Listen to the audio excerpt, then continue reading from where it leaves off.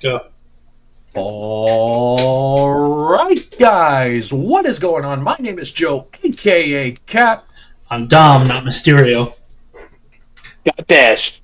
And I'm Francis. And this is the Push Not Quite Yet holiday episode. Not quite yet, though. We're like Quite a yet. week removed out. But Still we're a wearing week before that. Still a we're week wearing red. We're in the festive spirit. We got a guy in a red hat, just not the one everyone wanted to see. But he gives the gift that he can, and at the end of the day, that's going to have to be enough. Oh, and shout out to my friend Spencer for getting me this. Yay! He does, in fact, believe. And Joe Santa Hendry. Claus. Oh. And Joe I Hendry. actually have. It's gonna suck because I have a Joe Hendry thing, but you know how Joe Hendry was like, we discussed it before. How Joe Hendry has probably his music is probably one of the biggest of all time, if not the biggest pops for a crowd, right? Yeah. We discussed it, but well, I kind of got reminded about something a couple of days ago that might not be the best theme song that have the biggest pop of a theme song. The biggest pop is Enzo Amore and Big Cass. Because when you do a promo and the crowd does your intro for you because you didn't have a mic and that was a segment, and they come out sounding perfect the exact way he would say it, it's like another level. I was expecting an Austin reference. You could say the same thing about I don't know if you guys watched this. You remember a couple of years ago in AEW when Jericho couldn't come out to Judas? Oh yeah, because he was feuding with MJF, and he was like, "Oh, you're not allowed to have your music." For whatever, I don't know how the fuck they decided that. I forgot how they came to that. I remembered, it was a very stupid, specific rule of Yeah. the word anything Judas related is banned, so he Yeah. couldn't come out to his song. He couldn't use the Judas effect. Yeah. So anything Judas related was banned, and it just didn't matter because the crowd sang his song anyway. So I it was remember actually that. a very cool moment. Oh, it's also like very cool moment. if you look at the New Age Outlaws and the crowd, they would always go along with Road Dogg and what he was saying, and he didn't have to say anything half the time. Children of all ages. Exactly, and then even same thing when they did the DX reunion on I think it was not Raw that long 1000. ago. Yeah, it was the Raw 1000 episode, and Billy Gunn couldn't be there because fucking obviously he's in AEW. Raw 1000 was before that. It's like basketball. No, it was an episode after that. It was then because it was he couldn't be there because Road Dogg was like, and he couldn't say it because he couldn't say his name, but the crowd said it, and it was like, is that when they had Kurt Angle show up for no reason? Yes. Yeah. Okay, now I know. It's kind of like it's kind of like It's kind of like basketball goats. There's each generation. There's a theme song that's just over the top with everybody. Yeah. You know who that's for this generation is? Cody It's Rhodes, Joe probably. Hendry. Yeah, it's Joe Hendry. Is it Joe Hendry or is it Cody? I'd say it's I don't know. Listen, I would say it's Joe Hendry. It's debatable. Joe Hendry, yes, he became a meme and everything.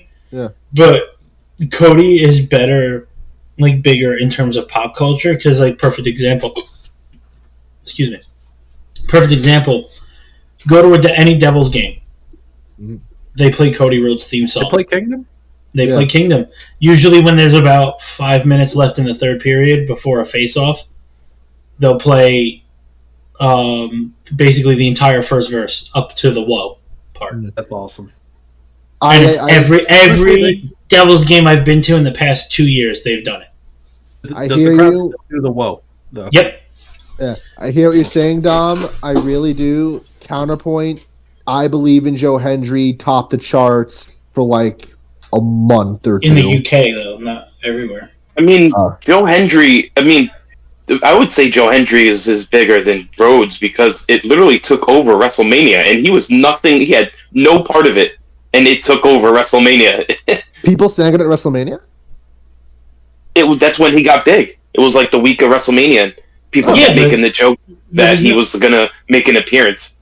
Yeah, but nobody at the arena was like singing Joe Hendry's theme song. Look, guys, clearly. No, but it was the number one topic. Everybody was singing, clapping, doing his song and everything, and it was. Yeah, he was in me. I heard about it. That's what I'm saying. I'm talking. Yeah, but I heard about it more than Cody Rhodes and Roman, because Cody Rhodes and Roman a little bit was like, all right, like we were like excited for the match, but we were also like fucking finally. Yeah, but we knew how it was going to end. It was like one of those things. Like, yeah, it was big and this and that. But we're not talking about the feud versus the meme. We're talking about the theme song, popularity of the theme song in pop culture. Guys, we're talking too much about their differences. Let's talk about some similarities, like the fact that both of them are main eventers. Yes. We'll compare the pop when he shows up at the main eventers belong. They belong in the main event, specifically ones on Saturday night. Nice segue. Thank you. I didn't say anything that time. So anyway, this past weekend, boys, Saturday. The reason I hate wearing the hats popping up. Anyway, this past Saturday, people, Saturday night main event. It happened live on NBC. First Saturday night main event in, I think we said like 15 years or something like that. Something like that. Yes. 15, 16, somewhere in that range. We did like a pseudo version of the prediction game, where we basically all had the same answer because, let's just be perfectly honest, you could have all seen these answers coming 10,000 miles away. Even Ray Charles could have seen this coming. But with a blindfold. Also, fuck you, you got that from me. But, yeah, surprise, surprise, we all got everything correct. Another first push. Actually, I should not say that. I was going to say, the only thing we got wrong, I think me and Scott said that Bayley would win the U.S. Championship. Yeah, the two of you thought Bayley was going to win, but... He wasn't even in the match. Yeah, but that was before they did the final lineup. She's a part of the other title, I think. Yeah. No. I thought Bayley was... She wasn't even a part of the match. She was in the semis. She was in the semis. She was in the semis. She lost on SmackDown. To Chelsea. Baby girl! Chelsea beat her, and then... We have officially crowned We have officially crowned our first women's United States champion. Baby girl! And ironically enough, she ain't even from the United States. Chelsea Green, people. Chelsea Green is your new... Me and Dom didn't get it wrong. We just never showed up on the card, so we never even got to pick a match. Yeah, you got it wrong. I obviously got it wrong. Scott, honestly, don't do that. Scott, we got it wrong. You got it wrong. Take it like a man. How can I choose Bayley when it was Michelin, the Michelin star, and you got it. You got it wrong. It's Chelsea Young. Michelin star. Michelin. The Michelin star. Because when we did the predictions, Francis, shut the fuck up. Shut up. When we did the predictions, there were still 4 people left. It was Michin and Tiffany Stratton had a match on SmackDown, and then Chelsea Green and Bayley had a match on SmackDown. We said that Bayley would beat Chelsea Green and move on. And we were wrong. And now, unfortunately, I do this to Francis all the time, but in the sense of fairness, I need to tell this to the two of you as well. I honestly don't know how you two didn't see this coming. Listen, Chelsea was like my second pick, honestly. I figured they would go Bayley to kind of like similar to like what they did with Seth in the heavyweight championship, to give it a little more prestige, to give it to someone who's already an established star. But I see why they did what they did, and it makes sense. You know, Chelsea was overdue for a title run like this. So singles one at least. That's what I'm saying. Our differences of who would win that title isn't as extreme as you think as you're appearing it may be. I mean, the reason it's not like we would pick Michin. Yeah, the reason I picked Bayley is for every other reason that somebody wins a brand new title. It's the same reason, although I didn't agree with, even though I didn't agree with it, Jericho winning the title for AEW to be the first champion. But I understood it after that happened is a big name like Bayley, and it's also we're at the point where Bayley is starting to be like in the top 3 of the most beloved superstars right now. And it was like, all right, well, if they're going to put it on anybody and make it look great, it's going to be someone who was a multiple-time world champion, and she would have done the best job. But it's exciting to see where Chelsea Green's going to go. It's just unfortunate that we now have another champion that we're going to have interference with, even though we finally got rid of the tag titles with Judgment Day. But no, it's just I feel like we have a lot of champions who has somebody who interferes. Nah, I can see where you're going with that, actually. You're talking about Piper? No, I think that I have a feeling that this, like, yeah, Piper. I'm talking about Piper, but I'm talking about all the others too. Yeah, like it wasn't like it's all right if you have. It's all right if you have somebody on the side with you cheering, but the fact that every single person basically interferes and helps the heel out, it's kind of like a repetitive type, competitive type heel character. Yeah, I mean, like there's more than one. There's more than one way to be a heel, and I feel like they all try to do the same thing: is have somebody just run into their matches. I get what you're saying, but I don't think, because Chelsea is also very over with the crowd. I wouldn't be shocked if they turn her babyface anyway. If they that's why kind of already have, because they really haven't been doing heel things, because they're a tag team anyway. But I wouldn't. Yeah. I also wouldn't be shocked if this causes the two of them to split, and like her first feud is with Piper. I don't think that's going to be the first feud. That's maybe not like the first feud, but like the very first feud, but one of the first feuds. That's definitely down the line. Yeah, I can definitely see why they picked her, because she is over. She's very over with the crowd, and she's fantastic in the ring. And I did watch the match. I did inevitably watch the match. We didn't get to see it live, but I did watch the match. I was kind of surprised that I'm gonna be honest. I was kind of surprised to see Mia in the match as well. But the two of them actually had a very good match together. I would not have been mad if my girl Mia lost. If my girl Mia won, I should say. But yeah, no, I thought it was a fantastic match, and I saw on Instagram that Mia still got the picture with Triple H afterwards. So consolation prize, I guess. Yeah, I guess there's only one thing I would going to win that belt. I think she's perfect for a mid-card champion.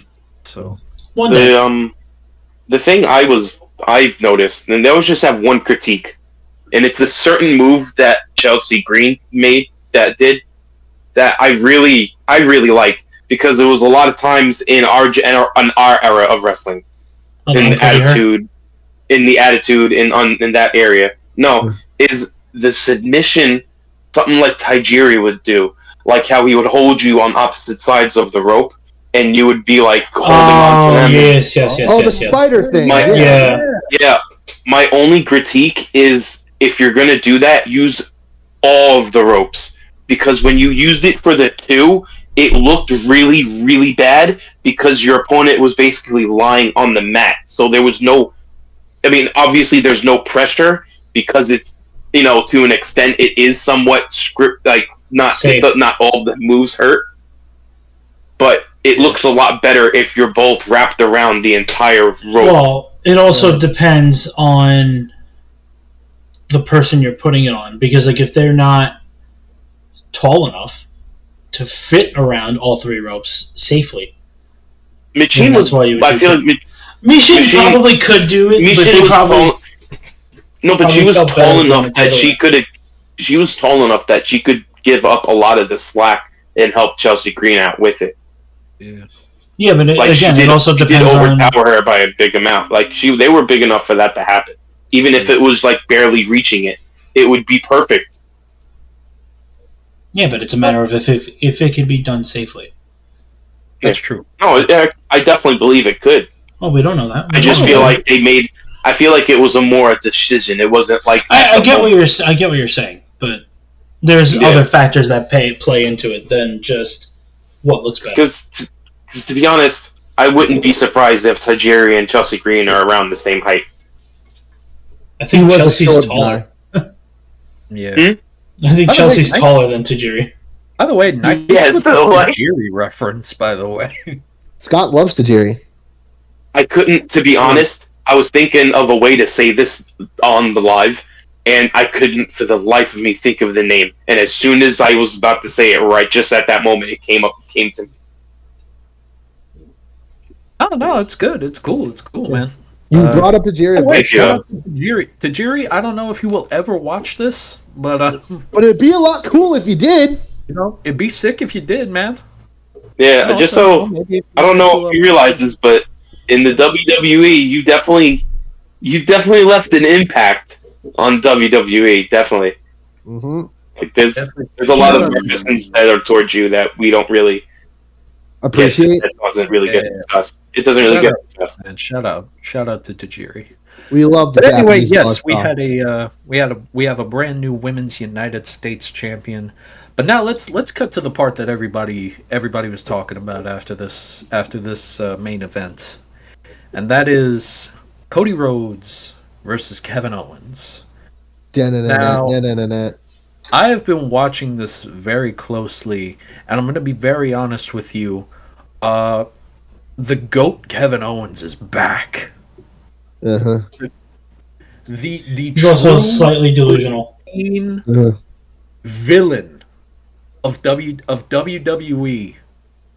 Right now, he is back, and he is back with a vengeance.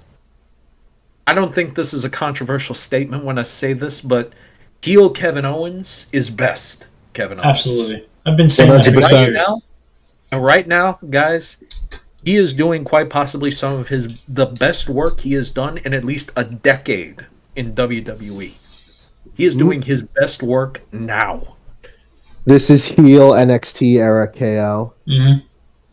This is black and gold KO, and it's very obvious because, you know, Triple H is there. Triple H is in charge of creative. So I'm going to be honest with you. I think this might be better. Oh, no, absolutely. Yeah. But that's what I'm saying. It's black and gold KO, but dialed up. To infinity. To absurdity. No, it's definitely...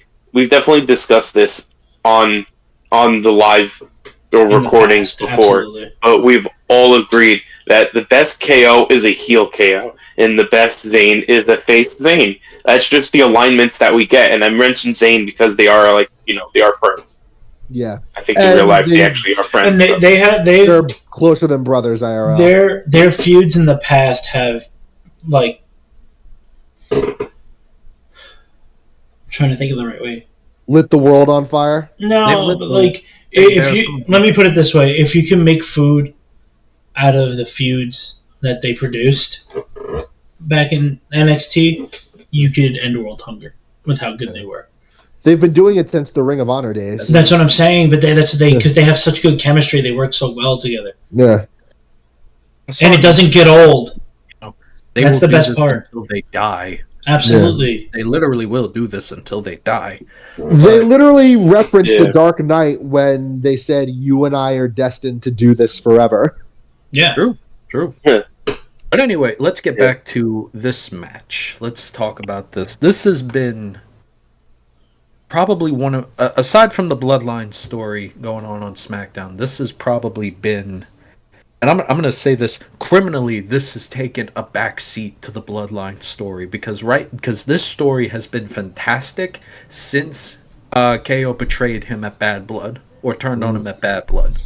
Yeah. The way they have handled this story has been magnificent. I think this is the best storyline that Cody has been involved in since WrestleMania. Absolutely. And I think that's bar none. Yep. I think that's also a little ridiculous that your top guy had to wait almost a year for a decent feud. But I'll put that aside. I I will put that aside only because of how good this feud is.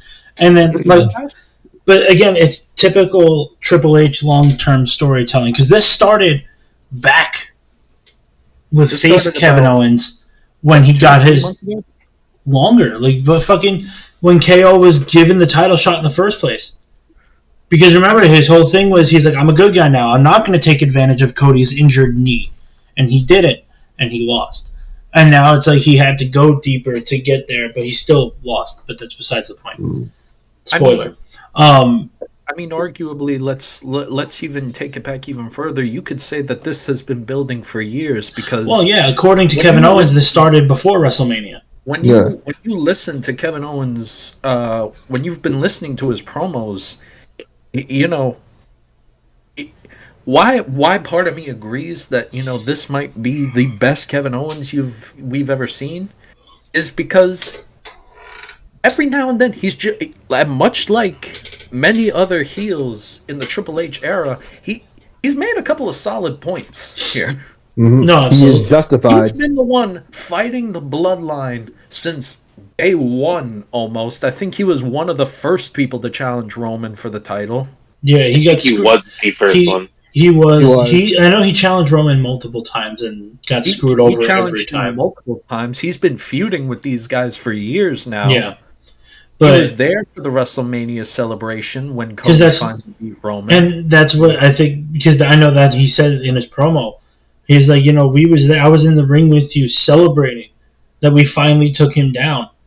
And you went and sided with him. Why? Like, almost immediately, yeah. He fucking returned for the first time, and you're like, oh, we're friends now. Like, what the fuck do you mean? What do you mean? Technically, I kind of feel like that was, but you get my point. I feel like that was a jab at Vince-style booking. A little bit, if you want to read deeper into that. Probably. I guess you could read into that, I guess. Yeah. Vince definitely had some power when The Rock got part of the storyline. Yeah. But I think...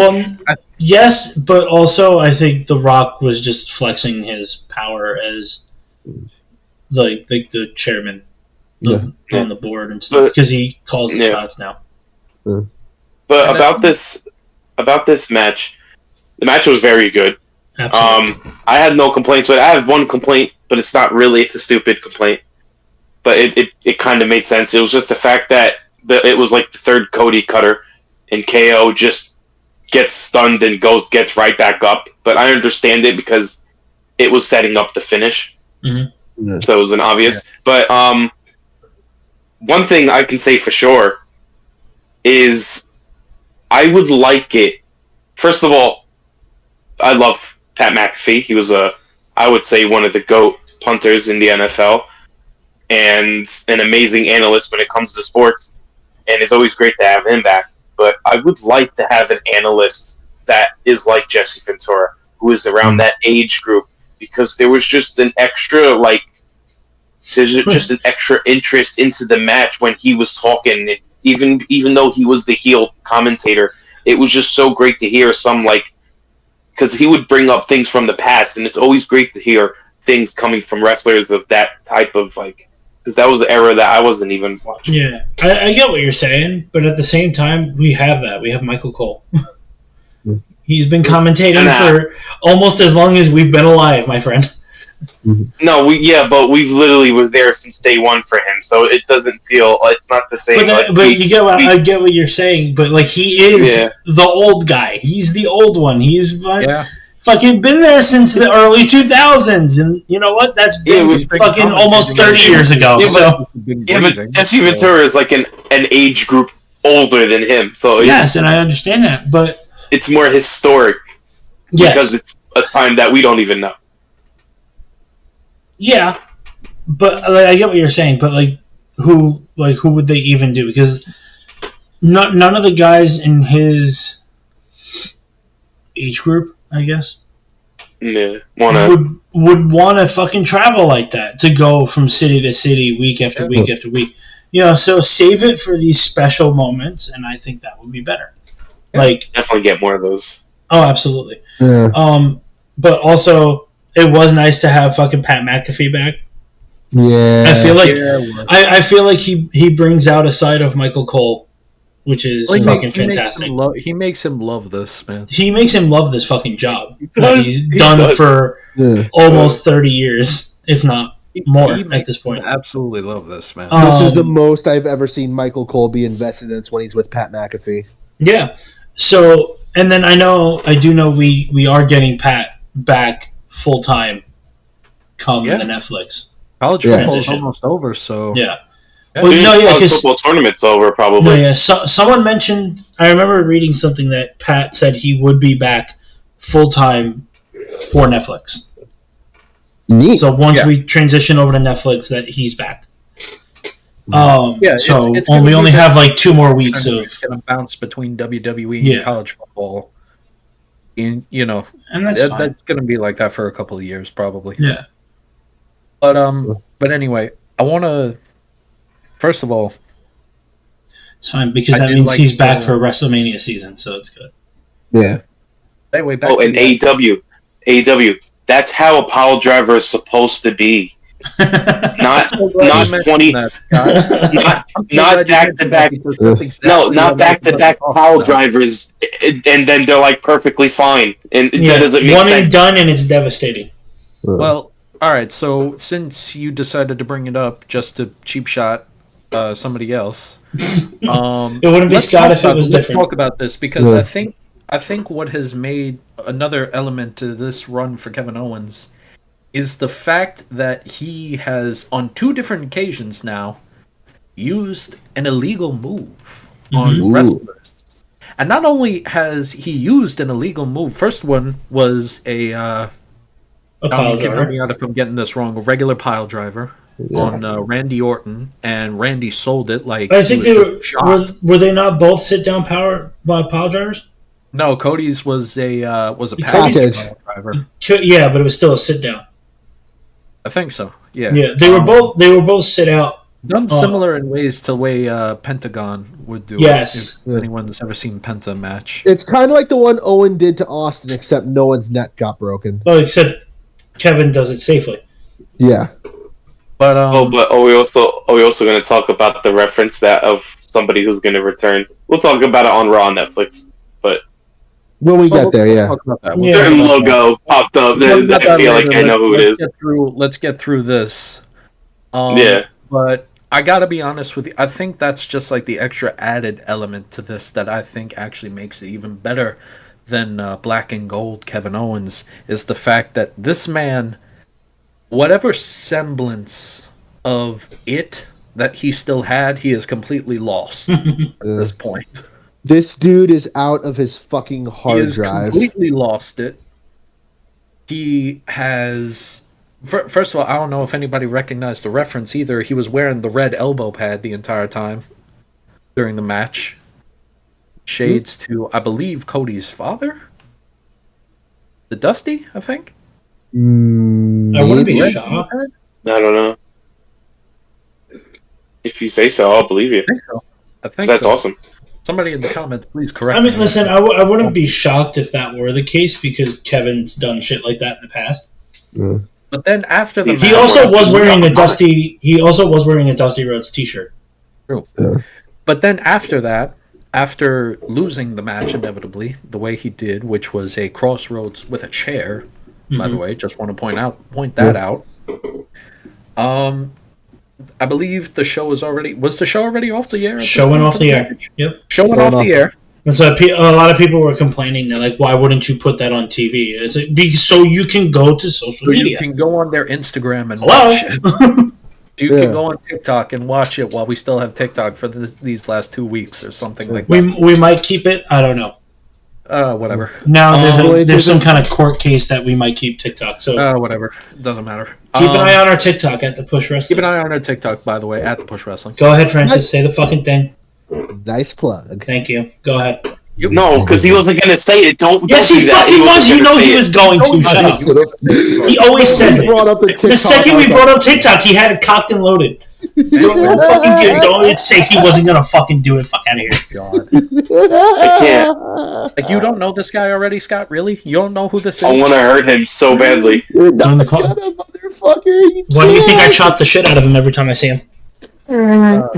Anyway, Yes, after the show went off the air, Kevin Owens did run into the ring and hit said package pile driver onto Cody Rhodes. Not only did that, however, took the winged belt. By the way, they brought back the winged belt. The Winged Eagle. Yeah, well, fucking surprise. Winged Eagle Yeah, belt, we called. which we did call, by the way. So, And he's gone. Extra point to everybody, I guess. He's gone full delusional. He's gone And is nuts. like carrying it around Let's call it everywhere. what it is. He's gone crazy. I am the real Yeah. champion. You But, need like, psychiatric You know what the sad evaluation. part is, though? Dude, with Yeah, his you logic. lost. It's not. No, but it's not even that. With his logic, he's like, "Oh, Cody used a chair to beat me, so I'm the real champion because he should have lost." I'm like, but champion's advantage, works at he'd all. still be the champion. It Yeah. doesn't Like, matter. your It doesn't logic matter. is flawed there, He's Kevin. completely lost his Tom, mind. he's a psychopath. I don't think logic crazy. applies to him. Like, He wasn't kicking out no matter what happened, chair or not. He wasn't kicking out with that My move God. going off. No, you guys you're are the man right, that but reads like, Batman comics and tries to make sense of the Joker. Like, what are we doing here? no, Kevin didn't blame society. Totally Oh my different. God. But not only that, while Cody was on the stretcher, Kevin stood on him On while his he was chest, the stretcher, yeah. by the way, and celebrated with the crowd. That image, what And there were afterwards, got into a shoving match with Yep. Triple H. Yeah, Triple know, H came out from Gorilla to fucking. he's like, get what in the fuck Kevin's is wrong face. with you? Yeah. Push him. And then Kevin started Crazy pushing KO him is good crazy KO. too. By the way, there are two images from this match that go super hard. One is a shot during Cody's entrance in the ring where, like, it's him holding the winged eagle, but, like, light is shining off of it, so he's just holding this big ball of golden light. Mm.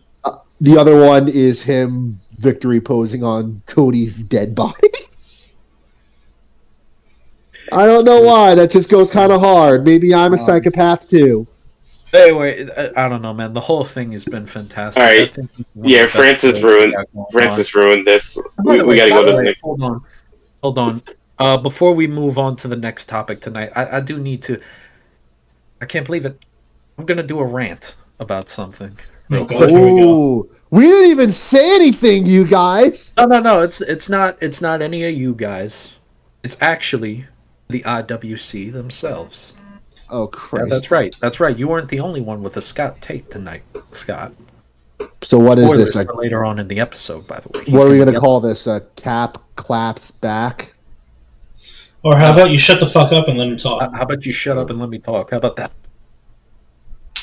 I need to point something out because a lot of people are making this. A lot of people are making comments over the fact that this they're happy because they're under the belief that Cody's going to be stepping away for a little while because it was mentioned that he had sustained some type of injury during the package pile driver. Probably not true. Probably just It's to a write him work. off TV for a little while.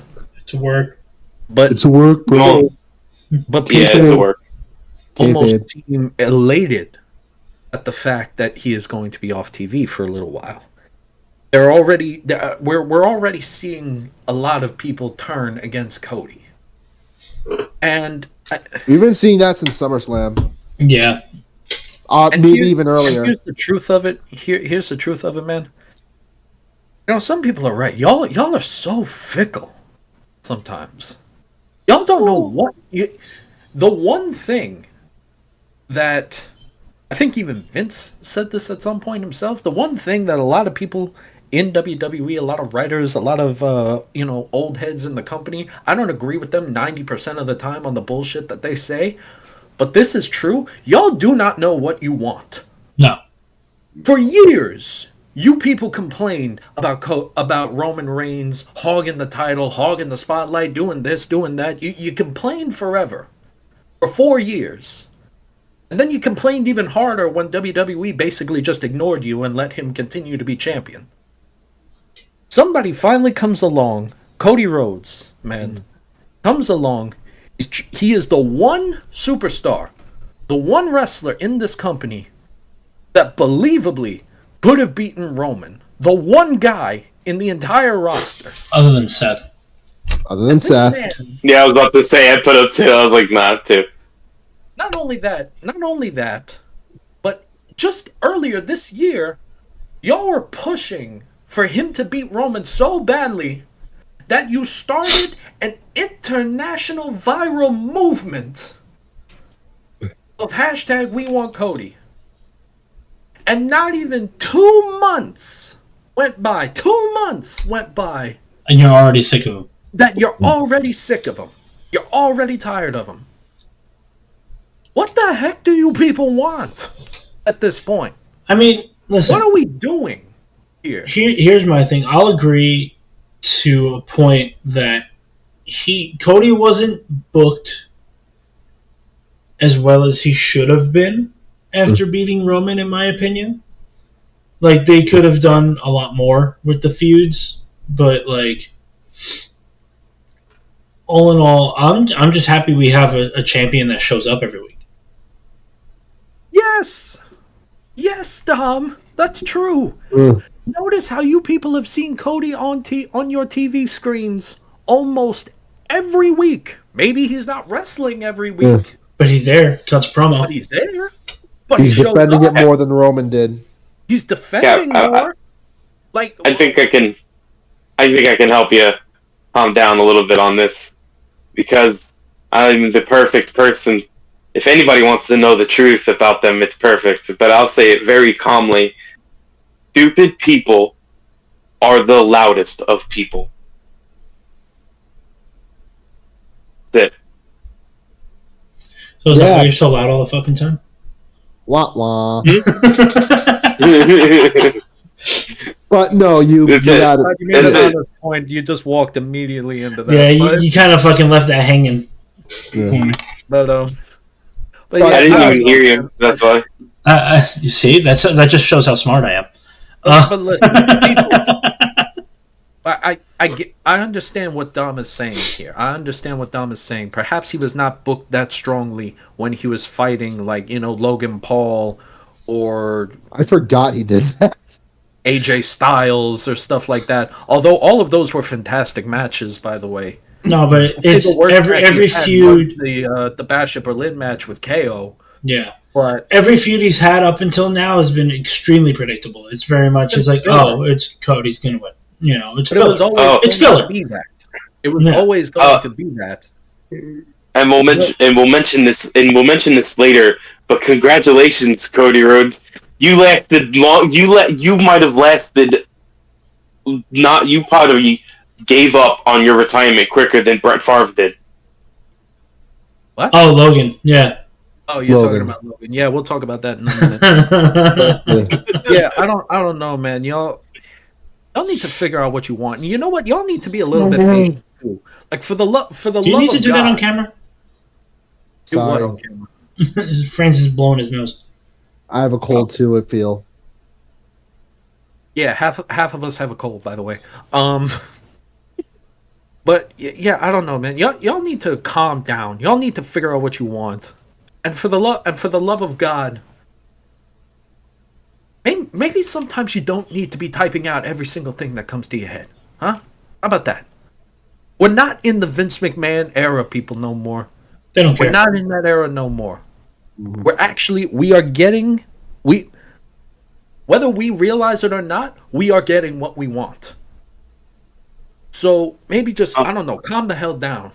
Also, I know I'm asking the internet a lot when I ask it not to be on fire every 10 seconds, but also another thing, another fact. Damn it. Dom started talking, got me messed up. But it was a good fact. Go, Dom. Go ahead. No, it's fine. I was just gonna make a joke. I was like, I just got a text that you got canceled. No, but well, goddamn. I guess this is I ain't going nowhere. Dom, it's your show now. Why can't it be my show? I can run the push. Exactly why it can't be your show. The one time we let you fucking run this show. Francis, if Cap and Dom leave, the show's over. Because we are not capable of doing this. We are capable of doing so much, Scott. You should not doubt our ability. Really? How do you set up the stream? You go on Twitch, right? And then you hit the button that says start stream, and Scott's gonna like this one. You have to say it like Bankai, and then you hook it up to Discord and film the Discord call. No. Yeah. That's not how it works. Why you don't? Francis, that's why you don't open your mouth, because I knew exactly he was gonna do. The sad part is, it's like you're close. You're kind of close. The one thing you did get right was the start streaming button, but that was about it. All right, there we go, man. Saturday night main event. I'm glad to have it back. Anyway, let's move on. Let's talk about Raw now. Let's talk about everybody's favorite subject, Monday Night Raw. I feel like we talk about Raw more than we even talk about SmackDown at this point. But, like, we have other matches. We have other matches. What do you mean? They all went exactly how the fuck we said. They all went exactly the way we said. Yeah. They were good. They were predictable. Move on. Yeah. They were good. Right. We all knew. We all knew everything that was going to happen. Those were Chelsea and Cody. Or Kevin. Gunther's triple threat match was my match of the week. Match of that. It was very good. I will say that. That was a very good match. It was a very like I said, the statement that I'm about to say can sum up the entire pay-per-view, in my opinion. It was very good, but it was very predictable. Yeah. Good job. Yeah. I loved it. Yeah. It was very good. It might sound bad that it was predictable. This was a good. No, I'm not saying it's a bad thing that it was predictable. I'm just saying. I know. Yeah, maybe in the future we could have something that's like a little more. Oh shit, we might see a title change here.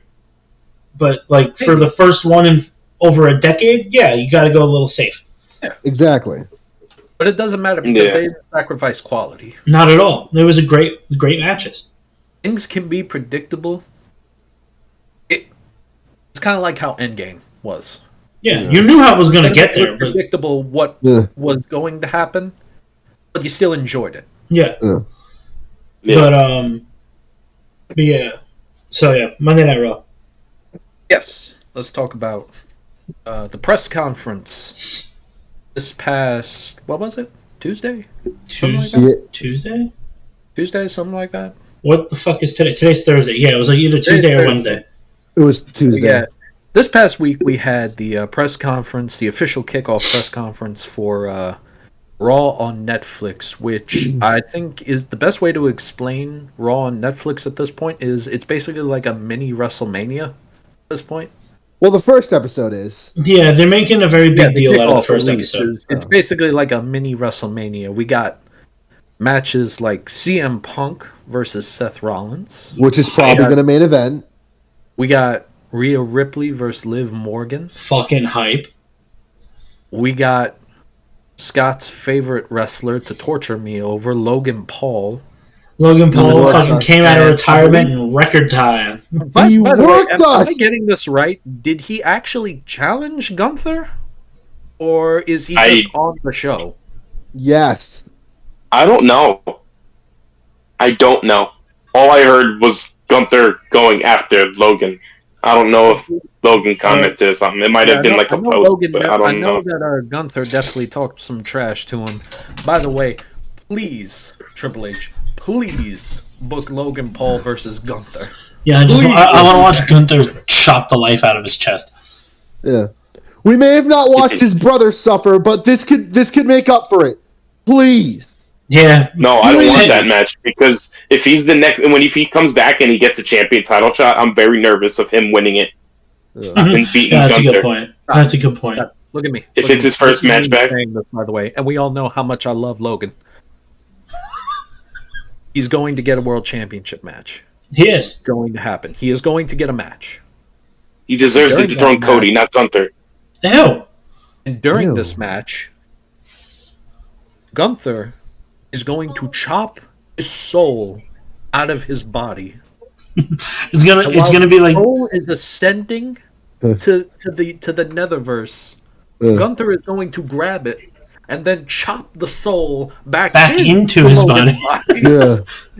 It's gonna be like Doctor Strange. You're like, worse than when it came out. Remember when Perfect Cell absolutely obliterated Vegeta? That's what this is going to look like. It's gonna be that. He's gonna fucking. He is going to get a championship match. He's just not going to win it. Is the thing. Okay, but never mind. We'll see. Oh, yep. Really? Wait. I don't know. You never fucking know with them. We said that about the U.S. Championship, and then look at that. He fucking won. I'm just saying, what if he does though? Y'all didn't think he was going to win the U.S. title? I hope he didn't. I'm gonna. Not that I didn't think he would. I just didn't want him to. I'm gonna love. It's gonna pain me, but I'm gonna love when this blows up in Cap's face. I'm gonna love that segment because when it happens, he's gonna flip. And I just have a feeling that Logan Paul's gonna be the person that beats him, but we don't know when he's gonna return. Scott, unless it is Raw on Logan Netflix. Paul beats Gunther. Let's be perfectly honest here. You are going to be more angry than I could ever be. I will be angry, but it will also even out knowing the fact how you feel about Logan. I know that Gunther is your boy, man. Yes, there is part of me that I'm gonna be pissed if Gunther does lose to him. But there's also gonna be a big part of me that's gonna love knowing that you're more miserable than I am because you hate Logan Paul more than I will hate Gunther losing. I know it. Well, anyway, honestly, you're like a fucking demon from a Ghostbusters movie. Hatred makes you stronger or some shit. that's serious. I don't know. I'm My telling opinion. you, that segment, one of the funniest segments is Cap going off on Logan Paul. Mm-hmm. Although Logan Paul would be a really good transitional champ for CM Punk. Or Just saying. Cena. Just saying. Or Cena. Yeah. Fuck. Or Rumble. It Or could Rumble. be Cena. Yeah, Cena slays evil I'll give one you guys last an even time. better one. What if Logan goes after Braun? You just want him to. Yeah, no. Breaker or Strowman? Sword Our kid. champion. I'm just saying. Yeah, either way, you're still Talking about sending him Breaker. to the wolves. I don't know. There's I'm not fucking sending 3 him to the Brawns wolves, now. I'm There's sending him to the dog. Braun, and Bronson. I made this joke already. Yes, I know. You gotta be specific, That's Cap. on the internet. But anyway, but aside from those matches, we also have tribal combat between Solo and Roman, which is interesting, I guess. It's interesting because neither Roman nor Solo are technically, as of right now, it may change due to the transfer portal, WWE transfer portal. We did On Raw, yeah. talk about that. They're both on SmackDown at the moment. They are both, as of right now, they are both SmackDown superstars. So, kind of interesting that it's happening on Raw, but They just want the names. Yeah. Roman is arguably the guy in WWE right now, so it would make sense, and it would make sense that Netflix would want him on there. Yeah, and it makes sense as of right now because it's like, WWE finally got what they wanted with Roman, and the fact that he's just over as fuck. Yeah. No matter what he does, he's over right now.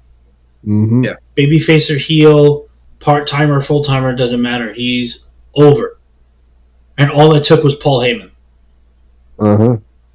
Mm. And Solo being a geek. Amazing. No, but I'm Actually, saying him coming back with Paul Heyman after COVID and everything, that's what set him off on this fucking trajectory of, holy shit, he's over as hell. Yeah. Turns out all we needed to finally have him be over in WWE is to make him a Paul Heyman guy. Is he a Paul Heyman guy, or is Paul Heyman more of a Roman Reigns guy? No, He's a Paul Heyman guy. Don't try Don't try to disrespect Paul Heyman like that. Yeah. I would hey. I am nobody to disrespect Paul Heyman. I know, just like it's phrasing sometimes, man. That's all. No, I'm just saying it's a question. It is a question that I post to. And you were wrong. He is 100%. Roman is a Paul Heyman guy. Like, that's it. Paul Heyman is the one of, if not the most influential manager, backstage presence, creative, whatever the fuck you want to call Not him. even one of. He is the. He is the just top the guy answer when it is comes to the- that. Almost everything he touches is gold. Uh-huh. And that's why I'm kind of excited if Paul does get transferred to Raw over during this transfer portal thing, because that puts him closer to where I actually really want to see him, and that's with Breaker. Mm-hmm. But Braun Breaker, think Paul a Heyman, Braun Breaker combo. I think the two of them are a match made in heaven. Those two. 100%. But that's what I'm saying. Like Paul Heyman, he's picky with who he decides he wants to work with when it comes to like TV. But when he wants somebody, that's it. He's gonna work with them, and he's gonna fucking make them a superstar. Exactly, and I don't no see time any flat. reason why he wouldn't want Breaker, because Breaker just looks like a Paul Heyman guy. Oh, absolutely. He just looks like one. Yeah. You know, and I'm sure if you look somewhere in the catacombs of wrestling history, there's probably some connection between Heyman and the Steiners. So, Somewhere. There has to be. There has to be some kind of fucking crazy. Man's got his WCW story era, on everything definitely. in professional wrestling. So I'm sure if you looked somewhere in the catacombs, there's a connection somewhere. There's a tie somewhere in there. Probably I early didn't realize- 90s WCW. Before the storyline between Roman and Cody, I had no idea that Heyman was as close to Dusty as he was. So Yeah. So you know, I'm sure if you look, it's somewhere in there. But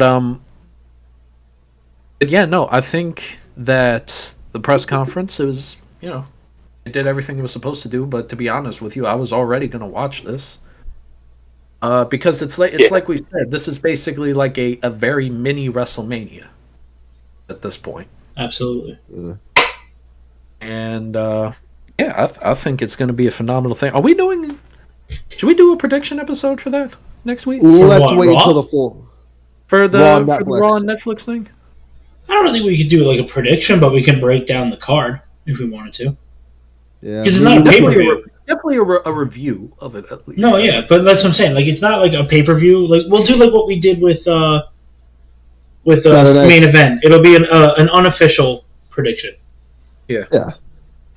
So I'm going to open the floor to you guys. What do we have any other thoughts about the press conference, about Raw and Netflix? Do we have any comments? I They like need to start- Oh, sorry, Scott. Scott first. No, my bad.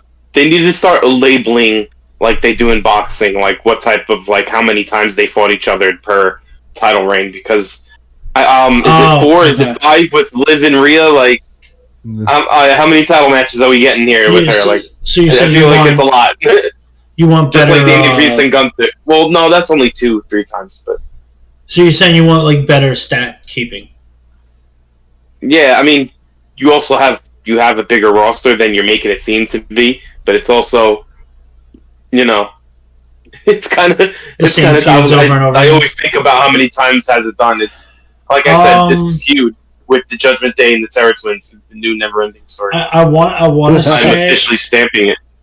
I want to say this is the third match since Rhea lost the title. Mhm. Yeah, I want to say Yeah, I it's believe the this is third the title. third This will match. be the third title Yes, I match. believe the third. I mean, we're not technically counting War Games or the mixed tag. Yeah, because that was No. different. If we're No. counting those, then it's 5. But Yeah, if we're not, then it's. but this is the third match where the title was on the line. So come to think of, I think the only other person that Liv has fought for that belt is Io. So Mhm. I think she is literally the only other person. Oh my god.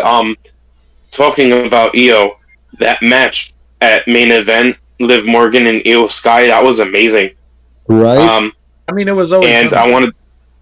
No, yeah, but I just wanted to mention. I feel like we were robbed of more greatness than we could have gotten out of Io Sky when she was champion, because they kind of focused more of the Kabuki Warriors around her than her actually being champion and actually like strutting how good she is.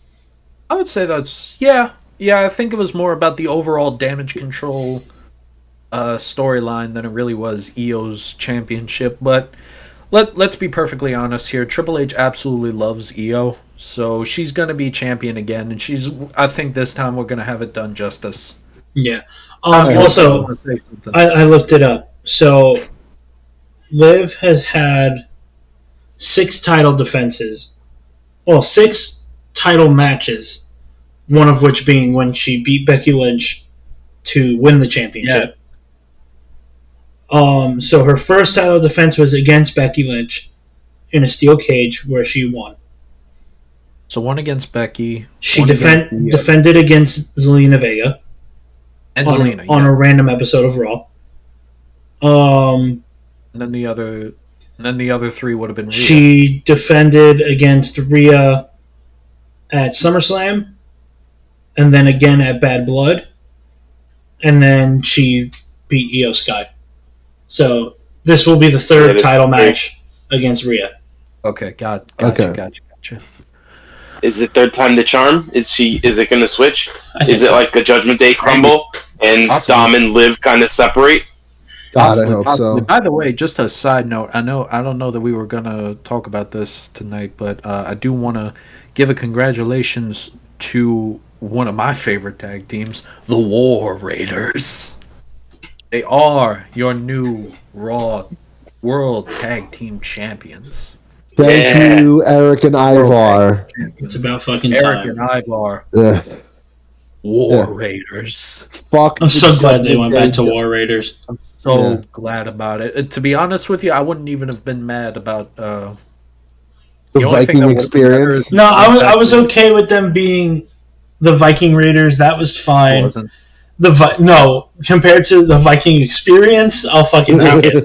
No, nothing compares to the Viking experience. When they first came up and Vince made them the Viking experience, I laughed. I lost my I mind. remember that. It was so goddamn funny. Yeah, I lost my mind. And then the following week on Raw, they were like, "Oh, we're the Viking Raiders. The Viking experience is just our finishing move." I'm like, sure, Sure. Jan." Nice cover up. The Nice cover up. Viking experience.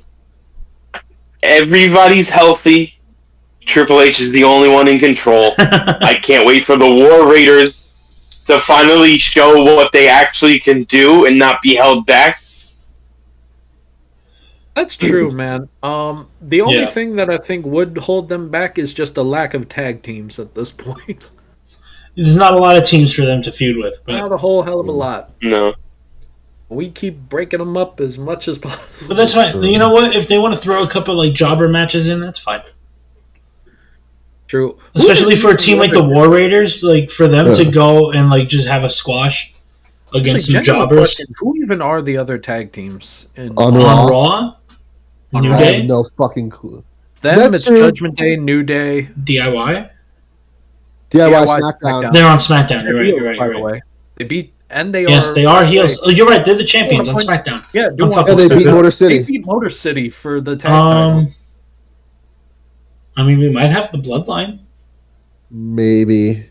if they're moving over to Raw Raw. goes to Raw, then the Bloodline's going to Raw. Is the Wyatts? I think the Wyatts are on SmackDown, You right? could, no, I thought they were on Raw. Hold on. Wyatts are on Raw. Sure, Dom can look up to see what tag teams they have. let's see, They we must have have- more than we. Alpha Academy. On Raw. Alpha Academy's on Raw. American Made is on Raw. Okay. Yeah. AOP. The Creed Brothers. Final Testament. War Raiders Final versus Testament. AOP would go insane. Yeah, then Yeah. the Wyatts, because the Tec- Wyatts are on Raw with the final. Testament. Technically Imperium. That's shit. Judgment Day. Does anybody really want to see LWO. No. The New Day.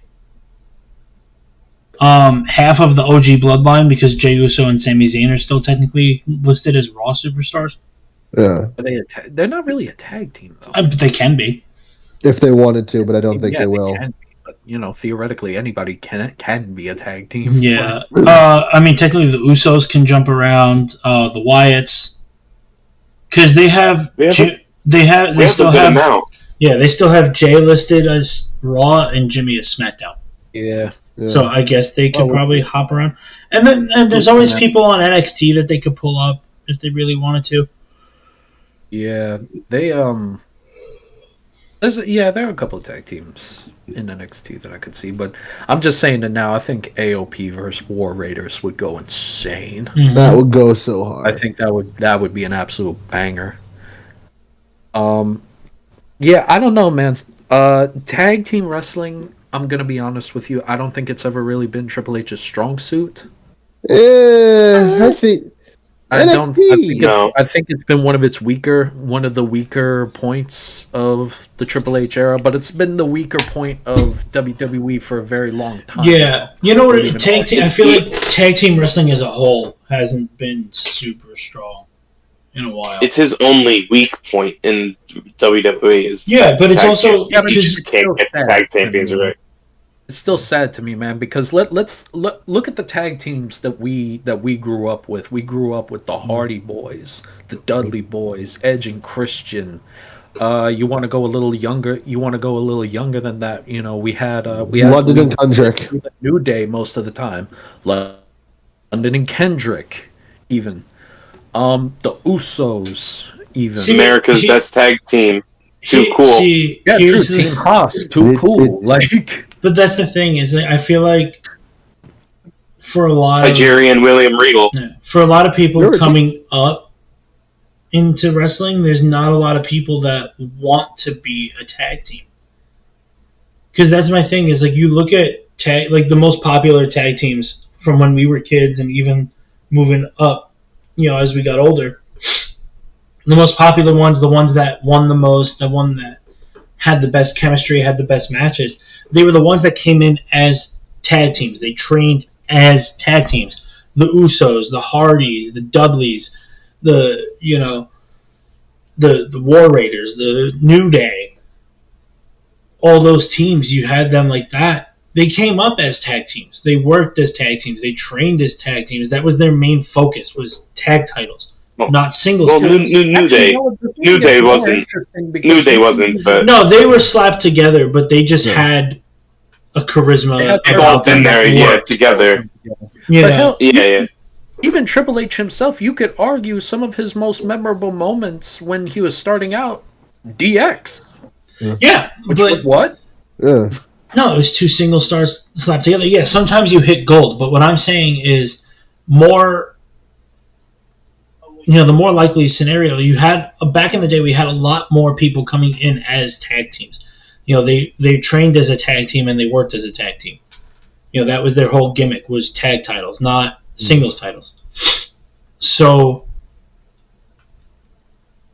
I feel like that's something that's taken a back seat to a lot of people coming into professional wrestling. When they're training and they're getting ready to move up and do this and that.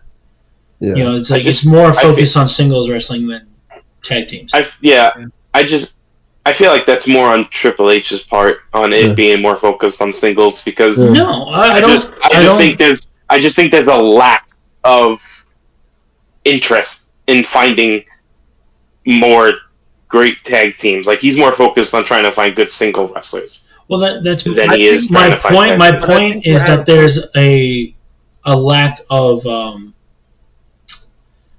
like the pool is kind of shallow there. You know what I mean? Like there's not a lot of tag teams coming up into NXT that want to be tag teams. Like there's a lot of people that get slapped together into tag teams and maybe they don't have the best chemistry. They don't work well together.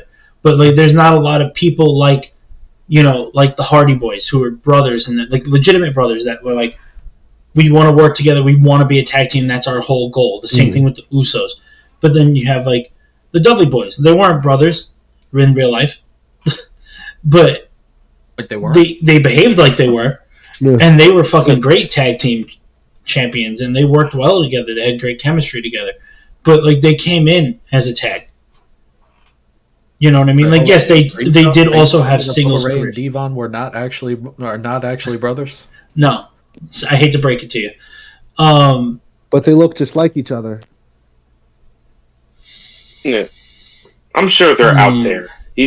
Because I'm sure they're out there and not in NXT. Yeah, but that's But what I'm I'm sure saying. you can look at the indies and like the low brand ones that have like those few stars out there. I'm sure you can find them. That's the whole point of the WWE ID program that they're doing. That is true. Yeah. And I hope that is a big focus on it. I also think, and I will give them credit for this. I think the machine guns were a good step in the right direction. That was a great pickup for them. Yeah. I think the guns were a good step in the right direction. Since we're on the topic, DIY did beat them for their tag titles, and they only held those for maybe I don't know, less than a month. I want to say less than a month. They had 3 different title defenses, I think. But yeah, it's going to be a setback for the machine guns if they won and lost that early. But I'm sure they'll bounce back. It's fine, honestly, in my opinion. But yeah, in my opinion, a short title reign doesn't necessarily mean a bad thing. In my opinion, because as long as not every single title reign is less than a month long, you have to throw a long one in there every now and then. But look at fucking back in the day, fucking Cena or Flair, these guys that had multiple fucking almost 16 championship reigns. They had a couple short ones too, and we're not complaining about that. Oh yeah, no, big time. And let me be perfectly clear when I say this. I don't think the shortness of the title reign has hurt the machine guns at any point. But it didn't help them either. I don't think it necessarily helped them. It depends. Honestly, it all depends on what they do next. When it comes to them, you have to understand that you're still introducing these guys to a very big mainstream audience. A lot of people out there do not know who these guys are. Now, I think that they've been doing. They're in a good direction right now, but you have to be playing this very careful with these guys. Right. You're walking a thin line when it comes to the guns. I want the guns to be as successful in WWE as they have been everywhere else. Yeah, exactly. But here's the reality of the situation. We talk about, a lot of indie guys maybe not fitting the mold of WWE. Machine guns are scarily close to being that mold. So, or scarily close to not being that mold. A lot of people complain about, the flips and the high flying stuff a lot of the time. That's all the machine guns do a lot of the time.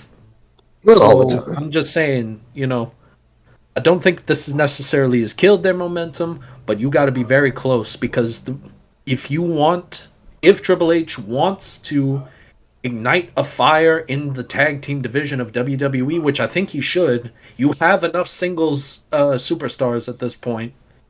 You have enough guys where half of them can be injured and your show wouldn't miss a beat. But now I think going into 2025, you need to start, investing in that tag team division. Maybe actually put them on pay-per-views. Yes. Men and women. Yeah. Yes. Absolutely. Tag team as a whole. Yeah. Tag team wrestling as a whole. I could use a little more love. That to be a priority in 2025. Black and Gold era NXT tag was amazing. He needs to bring that back. Absolutely. He can do it. It's just he didn't have as much. American Alpha. That's what I'm saying. Now you have a solid foundation to work with. Yeah. It's just a matter of making it work. You make it work. It doesn't have to be every single week. Anything. No, I need to see this as being a more of an investment in tag team wrestling in 2025. That's what I'm saying. Okay. But anyway, since we're talking about tag teams, we did bring up the Hardys, and the Hardy Boys, funny enough, right now are tag team champions in TNA. In TNA. We are now going to be talking about. How'd you like that segue, folks? It doesn't Your last one was better. Good enough. Yeah. Disrespectful to CM Punk, but I don't. Other than that, it doesn't matter. Yeah. What's up? It was good. What does that have to do with CM Punk? I'm saying disrespectful. No, because we skipped that press conference. But no, it doesn't matter. Let's talk about the Hardys, and that's more important. Yes. the Hardys in TNA because it's the Oh, Hardy no, Boys. we're gonna be talking Yeah. about TNA and Joe. Well, do you have something to say about TNA? Oh, he was saying because we didn't talk about No, CM no, Punk's no. press conference. I was just thing. messing around. No, like we didn't cover the whole Press conference. No, but I was just messing. I was It's just messing fine. around. We don't have to. We're Yeah, gonna he be here all wasn't- fucking night otherwise. Yeah. I mean, Yeah. Yes, literally, this like, past yeah. weekend before No, Saturday. there's not. No, there's not much to talk about with Seth Yeah. Rollins. He's just having a temper tantrum and he won't give it up, and so that's it. There we go. I do agree with that, man. Seth, you do kind of need to like get over it a little bit, man. Yeah. Like seriously. But yeah, Hardy's in TNA because I'm interested. Like, We don't Yeah. really talk about outer wrestling let's do it, subjects. man. So. Let's talk about TNA. Let's talk This about past TNA. weekend was TNA's Final Resolution pay-per-view. It was a solid show. Like we brought up last week, more and more people are starting to fill up their venues. They had a solid buy rate. Going back to our boy Joe Hendry, he is now the number one contender for the TNA World Championship. Nice. Yeah. And Yeah. speaking of TNA champions, Jordan Grace was set to defend her TNA Knockouts Championship, only to lose it not lose it. The match went to a no contest due to DQ, Oh, thanks to the interference of a returning Tessa Blanchard. huh. Oh, Yeah. Cool. Yeah. Tessa Blanchard, I don't know if Cap, I don't know if Dom and Scott I know. who Tessa is. Yeah, I know. I've talked to you about her many, many times. I'm going to give you the TLDR. She was the crown jewel of TNA, like I want to say back pre-pandemic era. She was their biggest homegrown female star. She was their Charlotte Flair, but like She not was as even a the hero. TNA World Champion for a Yeah, little she was while. the only woman to ever hold the TNA World Heavyweight Oh, Championship. yes. Okay, I know who we're Yeah. talking about now. But then that she was fired due to having late '90s Very era racist. Shawn. I was gonna be professional about it, but yeah, sure, throw it out Be there, honest. Cass. Fucking, she was. Just drop it right on the table, man. Bang, dicks out. Oh, everyone, here we go. Yes, she got stripped due to alleged accusations of racism and being a very backstage bitch. She then went to Mexico and hid out there for a few years in AAA, and now she's back. Yep. God. Yeah, So yeah. yeah. Tessa Blanchard is back. And this being on the tail end It's such a shit. of a story of, multiple people looking to leave TNA right now. Some of the highlights being Josh Alexander, who's been, a staple of TNA for a while. Speedball. If you guys, Speedball Mike Bailey, by the way, probably one of the most popular people in the independent scene right now. If you have not seen a Speedball match, please do so. He has had some insane matches all over the world, this guy. Just make sure that I'm a when big you're fan. just make sure that when you Google Speedball, you add the wrestler, not the actual what a Speedball is. Yeah, we've already had that reference on this show. Thank you, Francis. We did because I can remind them. No, you really No. don't have to. You really sure? don't have You sure? Okay. Dom, if he starts talking No. about Speedballs, boot him. All right. But anyway, yeah, no, he's been reportedly on the way out. There have been a lot of people on the way out. I'm gonna look up a list here, but If you want to go full conspiracy theorist, Joe Hendry is definitely winning that title, and that's going to be the last thing he does for TNA. So he's not leaving just absolutely. yet. But like, his TNA run ends with him being world champion. I guarantee you, when he shows up at the Rumble, he's going to go in as TNA World Champion. Mickey James Also, did I'm it. sorry, Kushida is also on his way out as well. Yeah. Mickey James did it as the Knockouts champion, so I wouldn't be shocked. Yeah, they did it with Jordan. I don't see why they can't do it with Joe. Also, am I not remembering correctly? I thought Jordan was also on her way out. Well, you could, again, going into conspiracy theorist mode, you could say, oh, now that Tessa's back, they're going to put the belt on Tessa and Jordan's going to leave. I don't know, man. I just think it's interesting. I don't think it's a necessarily. I don't know. I just think it's interesting that a lot of TNA is having a mass let's talent put our exodus when they're conspiracy doing really hat for a little good. bit here. Let me put on my conspiracy hat for a little bit here. I mean, I already have a hat on, but whatever. Let's call it a conspiracy hat for a second. Do we think that maybe this partnership with NXT, maybe that might have, maybe there might have been some alternative means there? It was definitely used to You're saying some. boost up TNA, but So you're saying NXT had some ulterior motives? yes, some Yeah. scouting. Are you fucking kidding me? Of course. Yeah, no doy. I said that from the beginning. I was like, there's going to be OD NXT people that fucking transfer over to TNA people that transfer over to NXT. Conspiracy for a moment because nothing is in writing yet. But I know. No, I'm saying.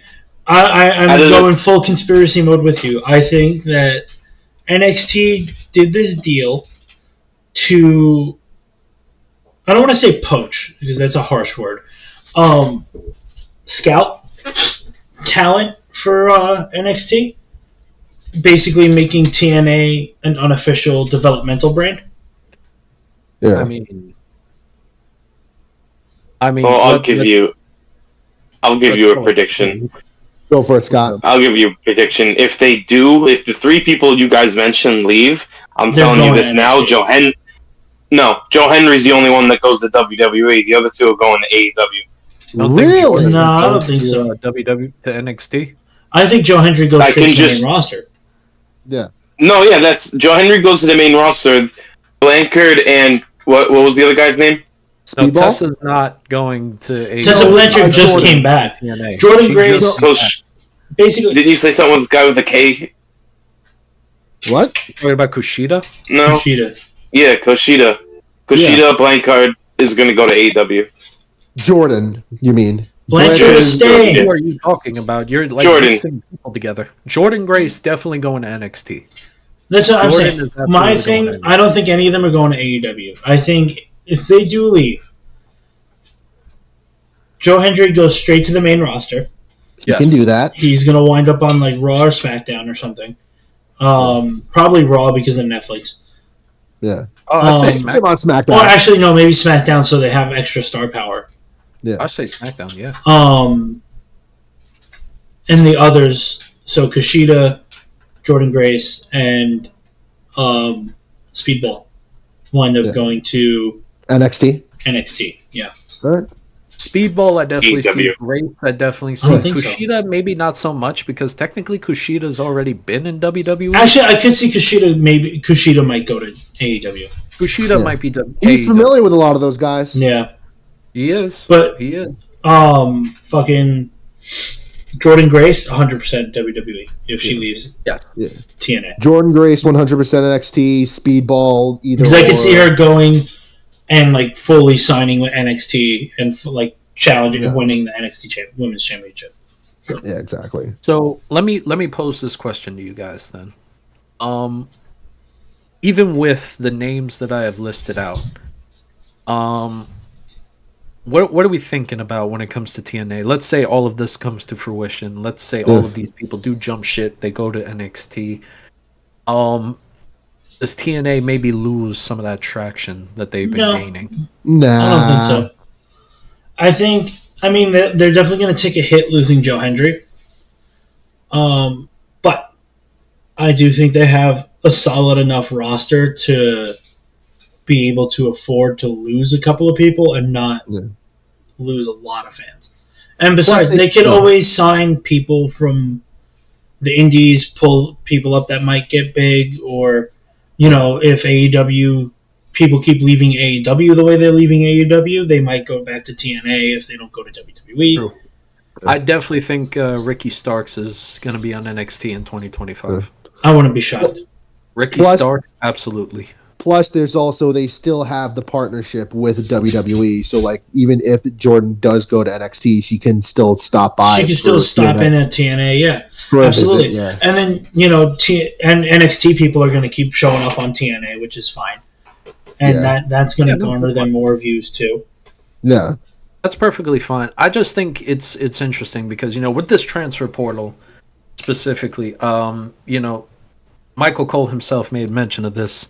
It's not just SmackDown and Raw that are, NXT is involved too. NXT is also involved, which is the good That call. means, Trick Williams, he's definitely Who's getting that? transferred. I could see Trick Williams being like a Raw after Mania call-up. Yeah. Maybe, I don't know. I think even so, I see him in the Rumble. To be honest. Oh no, I could see him in the Rumble, but I'm saying like he'll get called up to the main roster on like the Raw after Mania. Yeah, Because NXT guys have been in the Rumble before. It's not fucking forward. Yeah. But yeah, no, Trick is definitely one of the people getting called up. I was about to say Oba, but he and Trick are fighting for the world title. I was gonna say maybe not yet. Give Oba more time. At the next NXT of Premium Maybe Live. somewhere around SummerSlam, he'll probably appear in the main roster. He's going to go straight up Oh, quick. trust me, Oba is going to be on there soon, the- man. I don't. Yeah, with the type of wrestler that I've seen I've recently sung and what this you man's described, yeah. praises. I have sung this man's praises, but give him a nice lengthy title run with the NXT World Championship. Gonna be fantastic. I love this dude. Let this man cook. Man has star power written all over him. Let Oba cook. Oba, I've made mention of that. Oba is what they wanted Omos to be. Yeah. Everything they wanted Omos to be, Oba Femi is. That could be his almost new couldn't catchphrase. fucking move that way. That's gonna be his new catchphrase. Oba Femi is like he's fucking Darkseid or something. Nah. Hi, Batman. Man is very comfortable being the ruler cat Cat. on stream. There's a cat. Scott. He scours the night. Here's Veggies. See, what's funny enough, what's hysterical is we mentioned the cat and my dog starts barking. Naturally. I have a cold and I work all night, so I can't take medicine and sleep it out. I'm not wearing hockey pads. Okay, that's the last one for me. Yeah. Anyway,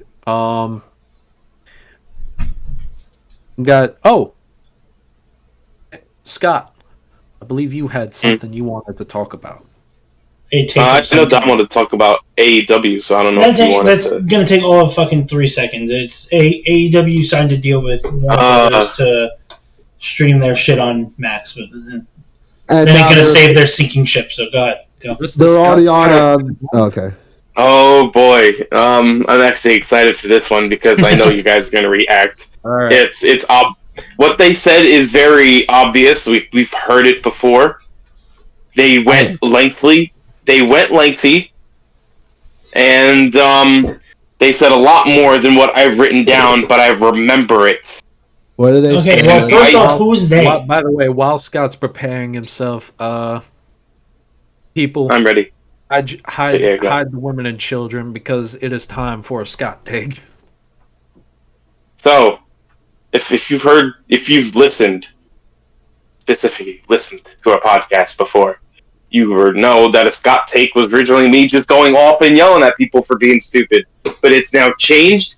It is now, I will now be calling out me personally. So, for anybody out there that sees this isn't the push going after people. This is me going after people. Yeah, we have no So, idea just what it's about to say. just- we've tried just to asking, protect them. he refuses to tell us. Alright. Just for any future attacks. But this podcast, I've heard it on TikTok, and they are called No Name Wrestling, which makes a lot of sense. Because with this opinion, I wouldn't want to have a name either. Triple H is boring. He was a product of who he was wrestling with. If you don't out someone who is equal or better, his matches were boring. They also go to say Triple H isn't even top 10 in his generation, not good in the ring, and he's repetitive on the mic. I've also heard the old child excuse for when we were hating on him because he was constantly champion is, oh, he has only gotten where he's at because he is going out and marrying Stephanie McMahon.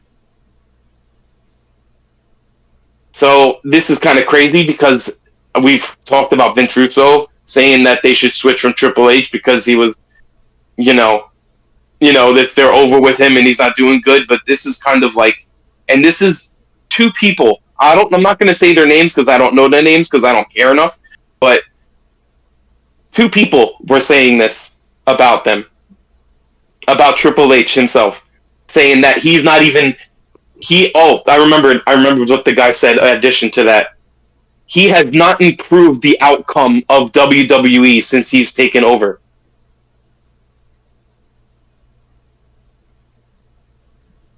Is that it? Is that it? The silence is definitely. That's it. Yeah. That's it. That was the big one too. Okay. That was the hold up. That was the bomb you were waiting for us? No, he's waiting for our reaction. I'm waiting for you guys. So I'm going to express it first. Dom, go ahead. I've said this in the past, and I'll say it again.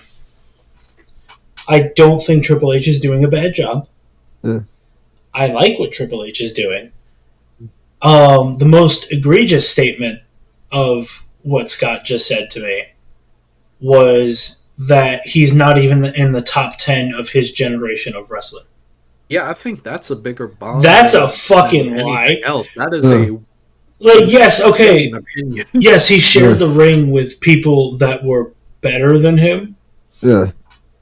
But he was still very quote unquote better, but he's a fucking a goat in the ring. Like, the dude is a beast.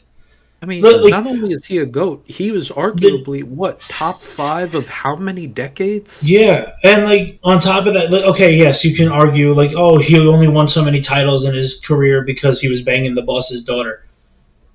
I don't see Vince as the kind of guy to take that into effect, especially the way he treated his own son.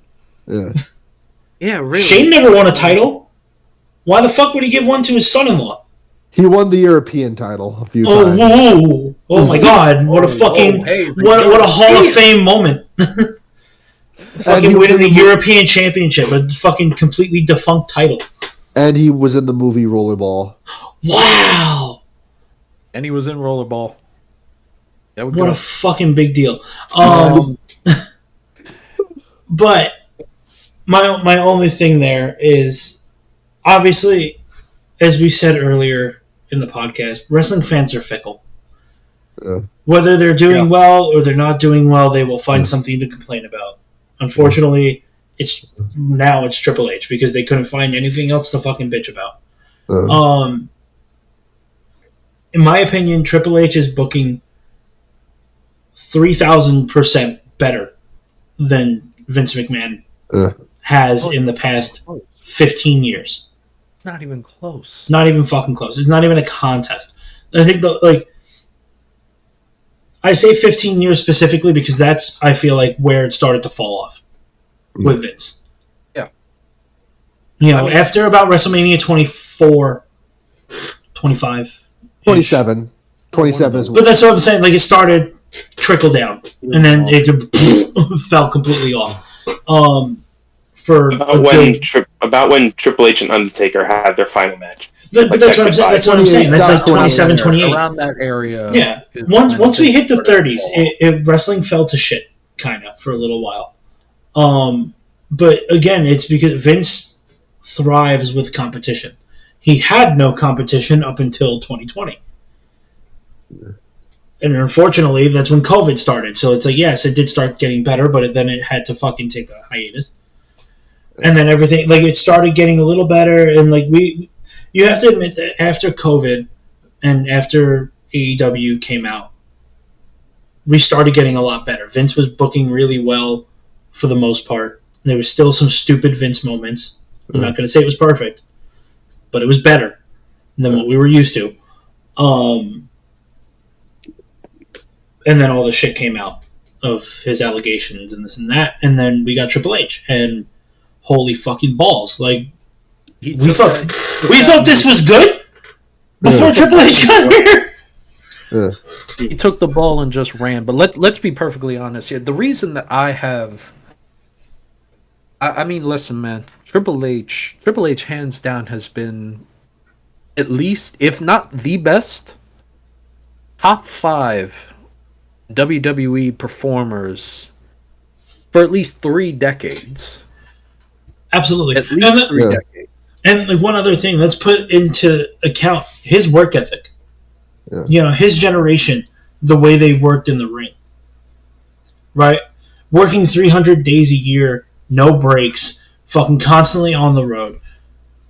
Like working 5 nights a week. The dude wrestled an entire match with a torn quad on multiple occasions, a torn pectoral muscle. Yeah. And Jericho didn't want to put him in the walls of Jericho, and he said, I'll get over it. He screamed at him for him to do it. I mean, for the love of God, when you take into consideration a schedule like that, now you take into the fact that he had been doing that consistently for 20-something years. And he was injured for at least half of it. God only knows how many years got taken off of his life during that. Well, the dude can't wrestle anymore. He has a bad heart. Yeah, his heart How about that? exploded on him. Granted, part of that has to do with the roids, but that's besides the point. Everyone was doing it back then. It was. You can't fault the guy. But here's also the thing, man. When it comes to his era of WWE, you know, Dom makes the point that, you know, it's the best that we've seen in 15 years. I think this right now is the best. I think this is better than the Attitude Era, to be perfectly honest with you. I think that a lot of people cherry pick what, you know, the Attitude Era was. Triple H himself acknowledges that a lot of that was garbage. It was. It was edgy for the sake of being edgy. It was the 90s. It was the worst part of the 90s. Triple H has done was take what many people argue is the greatest era of professional wrestling.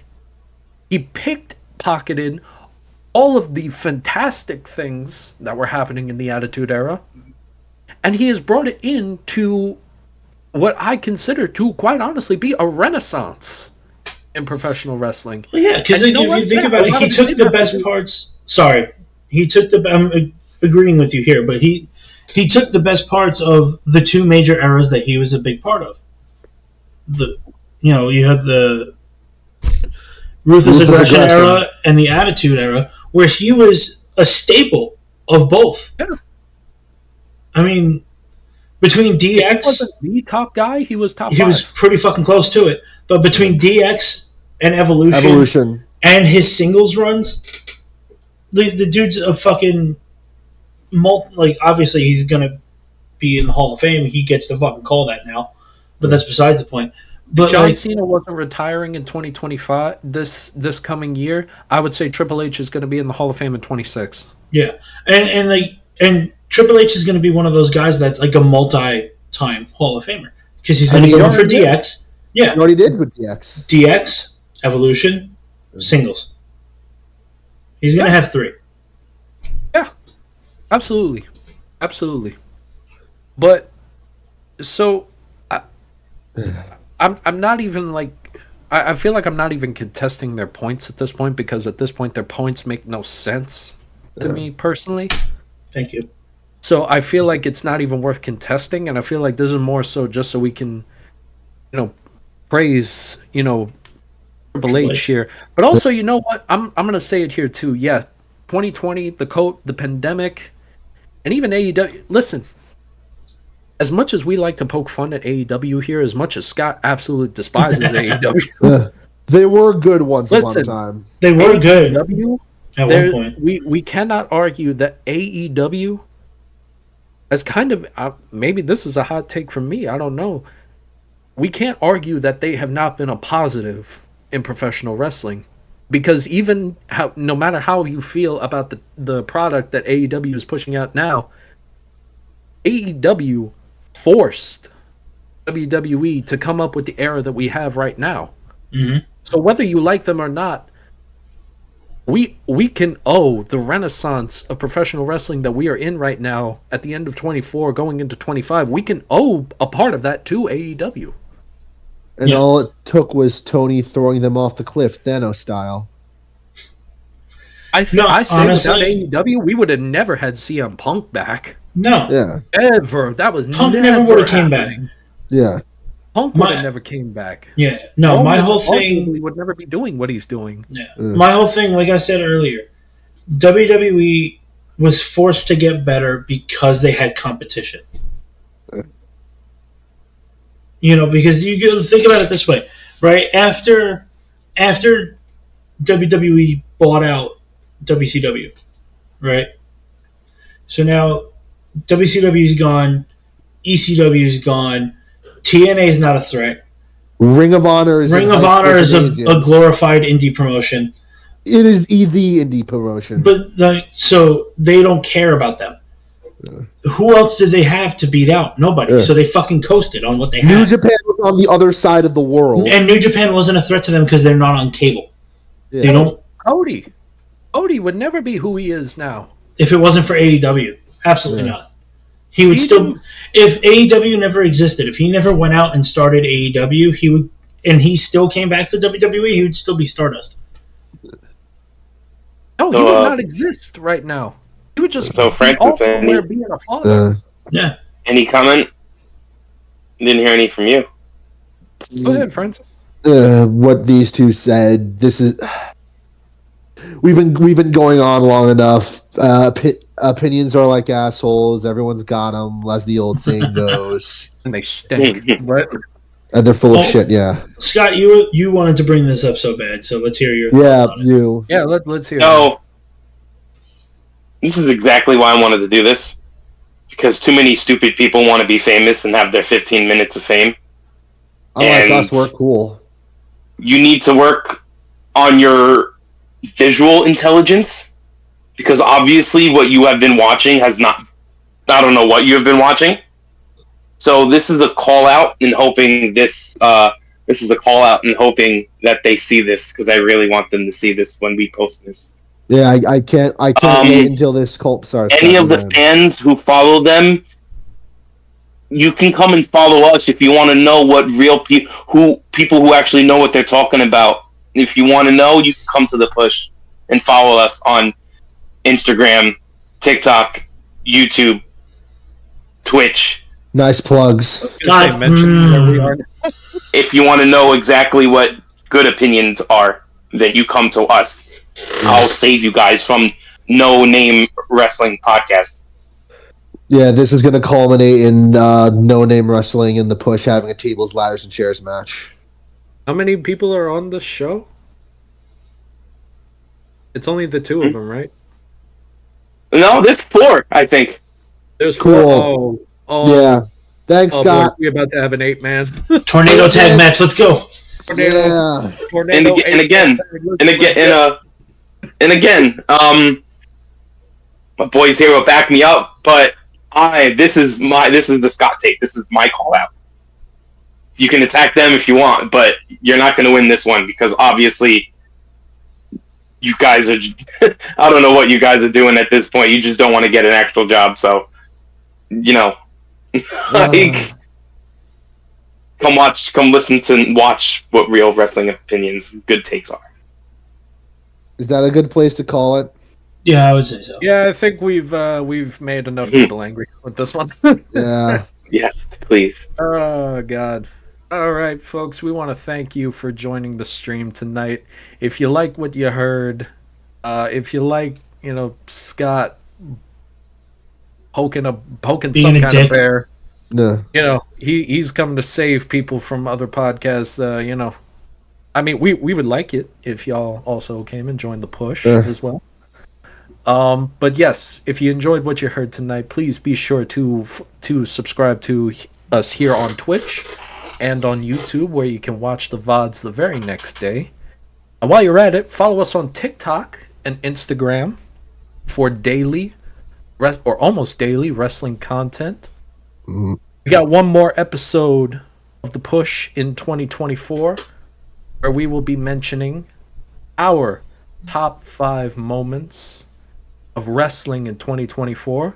Once again, all of this culminating to next month and our 1-year anniversary of The Push, where we are going to be celebrating it right here on Twitch. We hope y'all enjoy.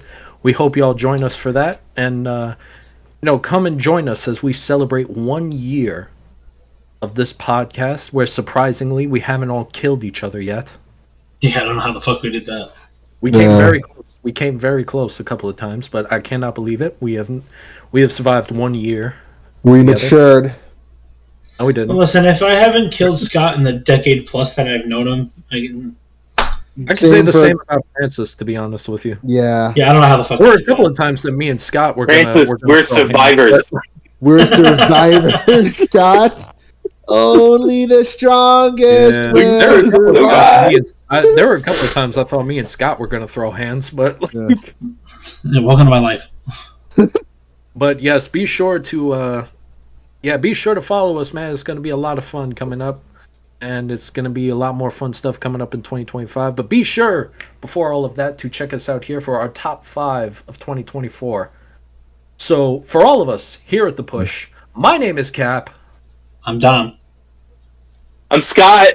I can't wait. And I'm Francis. Ring that bell for me, Dom.